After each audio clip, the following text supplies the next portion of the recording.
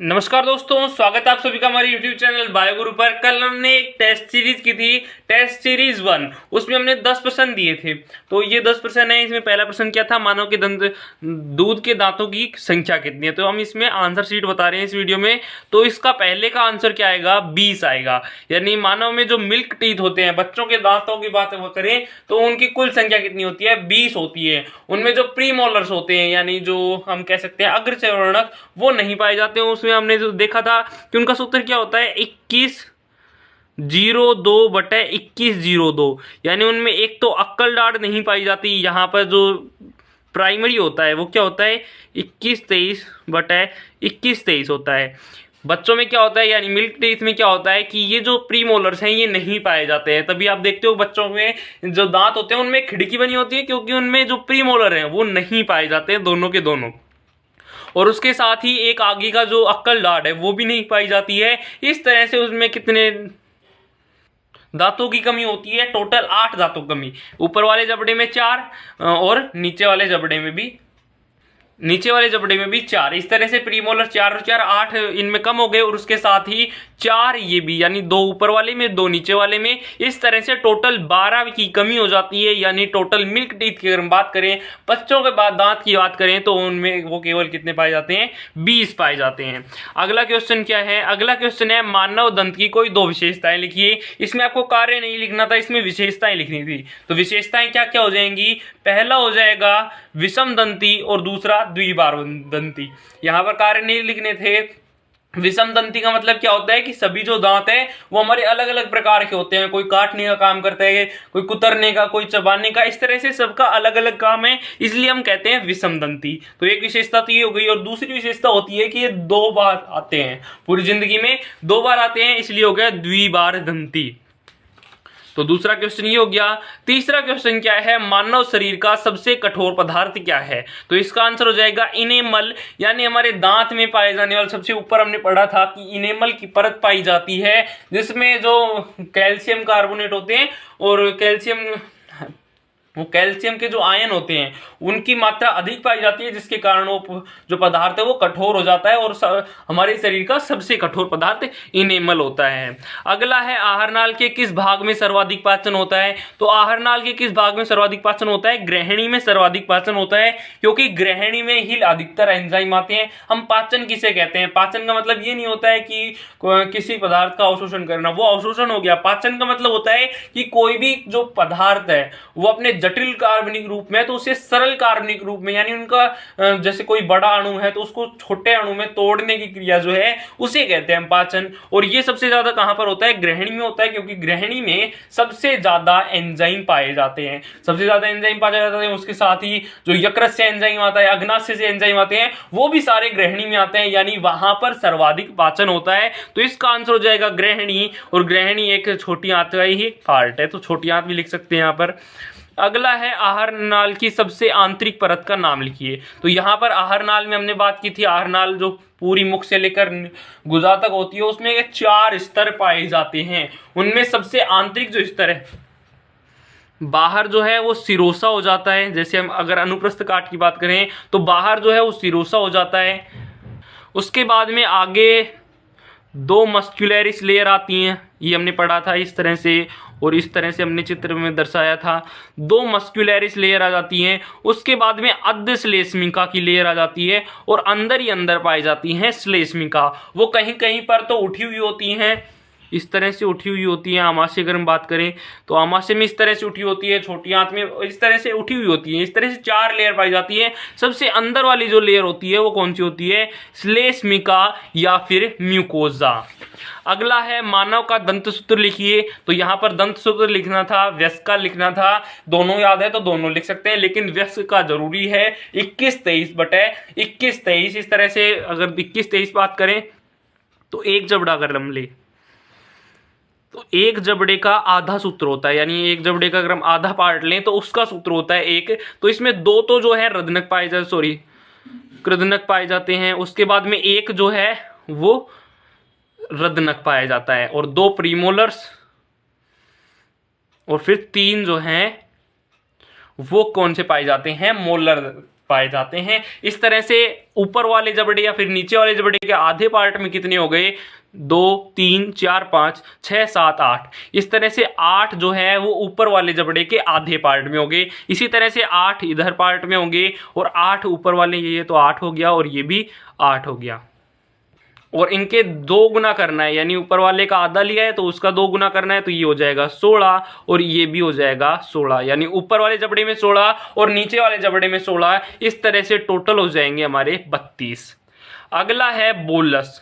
अगला क्वेश्चन क्या है, बोलस किसे कहते हैं। तो बोलस की परिभाषा क्या हो जाएगी, बोलस हमने पढ़ा था, हम इसकी परिभाषा याद नहीं है तो वैसे भी आप समझ सकते हैं बोलस किसे कहते हैं, आप लिख देंगे बोलस किसे कहते हैं अगर याद है। तो बोलस हमने क्या कहा था कि जैसे ही हम खाते हैं, मुंह में कोई निवाला खाया तो अब हम उसको चबाते हैं, तो चबाने से क्या होता है, उसमें जो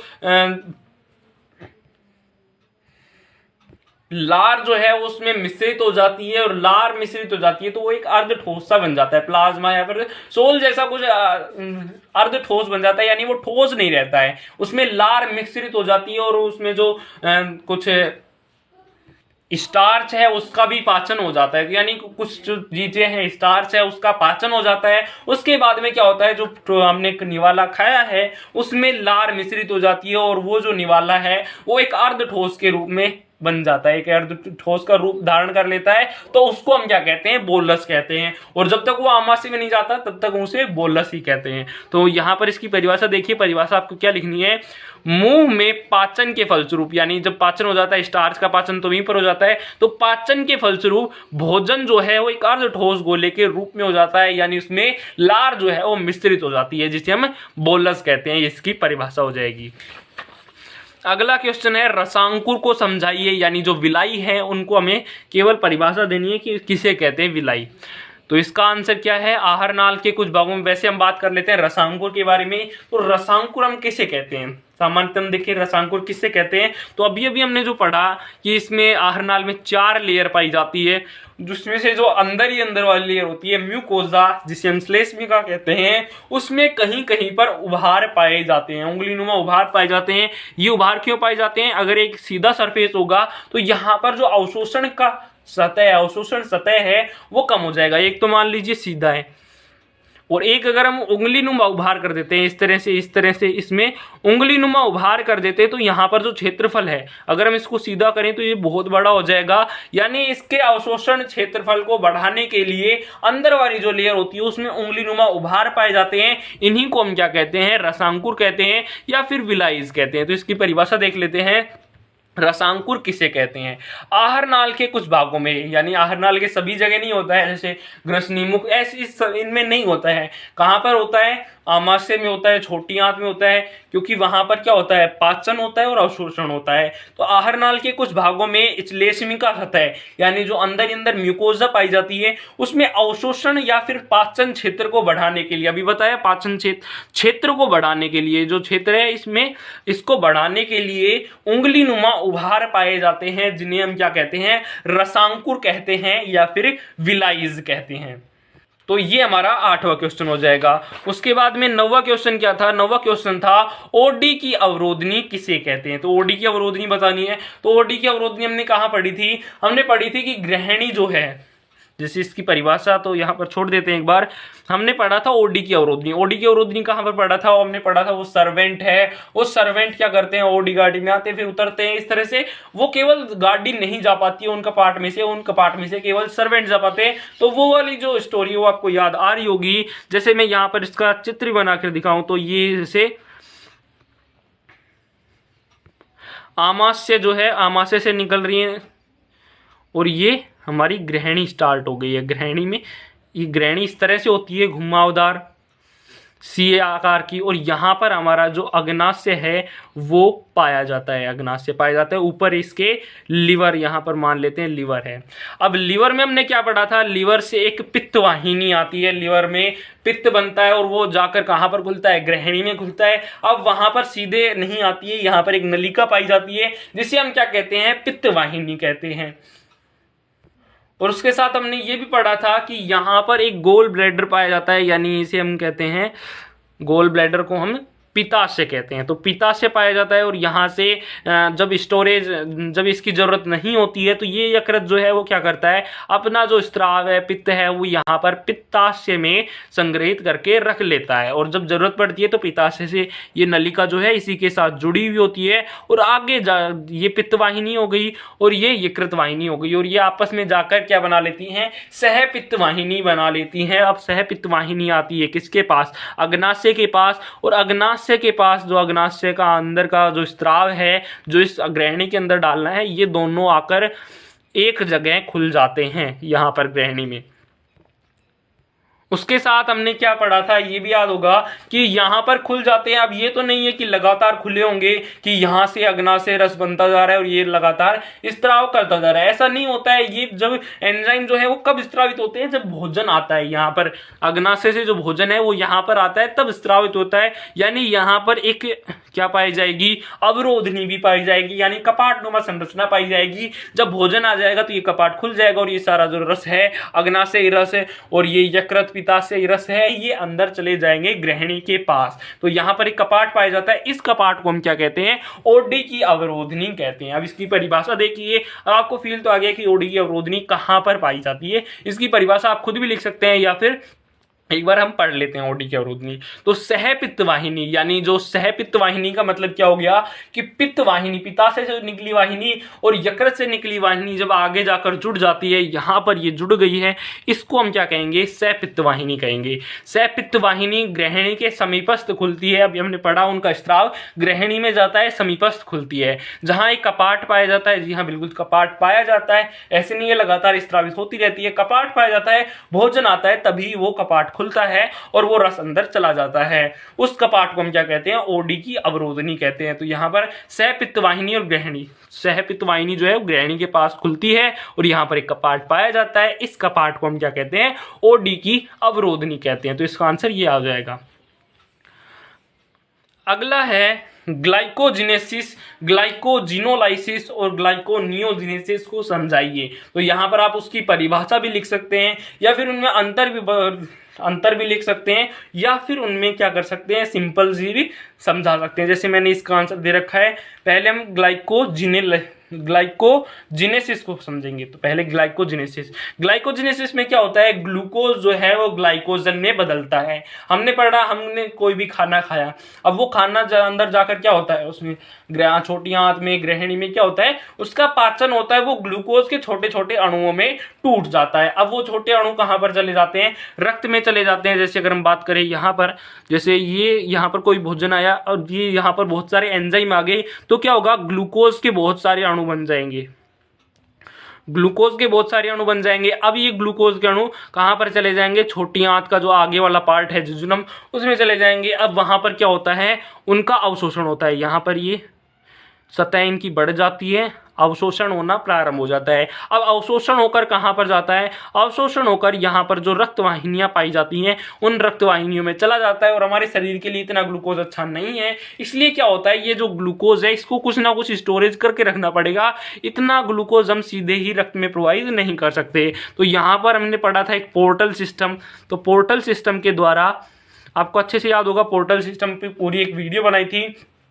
अब ये ग्लूकोज कहाँ पर चला जाएगा, यकृत में चला जाएगा और यकृत क्या करेगा, उस ग्लूकोज को ग्लाइकोजन में बदलकर अपने पास स्टोर रख लेगा और जब भी ग्लूकोज की जरूरत होगी तो वापस से इसे ग्लूकोज में परिवर्तित करके और वापस से रक्त में पहुंचा देगा। अभी यहाँ पर ग्लूकोज ज्यादा है, इसलिए यहाँ पर ग्लाइकोजन के रूप में यहाँ पर यकृत के अंदर स्टोर कर लेते हैं। तो इस क्रिया को क्या कहते हैं, ग्लूकोज से ग्लाइकोजन बनने की जो क्रिया है उसी को हम कहते हैं ग्लाइकोजिनेसिस। तो ग्लाइकोजिनेसिस की परिभाषा आपको याद हो गई। ग्लाइकोजिनेसिस का मतलब क्या होगा कि यह हमारा जो यकृत है, यकृत कोशिकाएं हैं, वो क्या करती है, ग्लूकोज को, अतिरिक्त ग्लूकोज को ग्लाइकोजन के रूप में स्टोर करके रखती है और ग्लूकोज के ग्लाइकोजन में बदलने की क्रिया को हम ग्लाइकोजिनेसिस कहते हैं। अगली क्रिया है ग्लाइकोजिनोलाइसिस। तो इसमें क्या होता है, अब ये तो हमने पढ़ लिया कि ग्लूकोज स्टोर हो गया ग्लाइकोजन के रूप में। अब जब शरीर को हमारे ग्लूकोज की जरूरत पड़ती है, तो हमने जब भी देखा, कभी भी हमें ग्लूकोज की जरूरत पड़ी तो हम कहाँ पर जाते हैं, यकृत के पास जाते हैं, यकृत के पास जो ग्लाइकोजन होता है उससे हम ग्लूकोज ले लेते हैं। तो वहां पर क्या होता है, ग्लाइकोजन जो है वो ग्लूकोज में परिवर्तित होने लग जाता है, यानी ग्लाइकोजिनेलाइसिस की क्रिया होने लग जाती है। तो ग्लाइकोजिनेलाइसिस की आपको फील आ गया कि ग्लाइकोजिनेलाइसिस किसे कहते हैं। जो स्टोर किया हुआ ग्लाइकोजन है उसको हम जब ग्लूकोज में परिवर्तित करते हैं तो उस क्रिया को हम क्या कहते हैं, ग्लाइकोजिनोलाइसिस। अगली क्रिया है, अगली जो क्रिया है वो क्या है, ग्लाइकोनियोजेनेसिस। तो यहाँ पर हमने इसको याद भी किया था, नियोजेनेसिस यानी यहाँ पर कुछ नया होगा। नया क्या होगा कि वसीय अम्ल जो है और अमीनो अम्ल, दोनों जो है वसीय अम्ल और अमीनो अम्ल इनके अंदर ही होते हैं। यकृत, ये तीनों जो क्रियाएं होती हैं ये सारी यकृत के अंदर ही होती हैं। यकृत की जो कोशिकाएं होती है, कुफुर कोशिकाएं होती हैं, वो क्या करती है, वसीय अम्ल उनके अंदर जो होता है और अमीनो अम्ल होता है उनको ग्लूकोज में बदलने लग जाती है।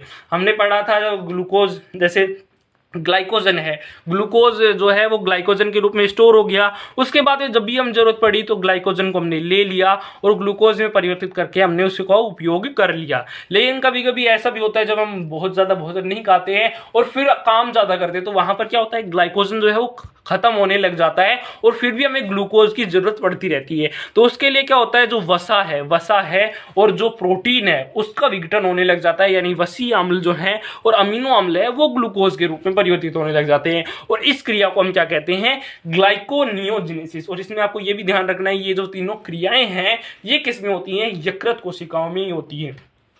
तो ये थे हमारे 10 क्वेश्चन और इनके आंसर। आशा करता हूं कि आपको ये जो 10 क्वेश्चन है ये पूरे कंफर्म हो गए होंगे बिल्कुल, और कल हमने जो टेस्ट लिया था उसके साथ ही आपने इनके आंसर भी लिख लिए होंगे और उनके अब इनका आंसर शीट भी देख लिया। तो आप खुद ही चेक करके देख लीजिए आपके कितने नंबर आते हैं और कमेंट में लिख कर भी जरूर बताएं।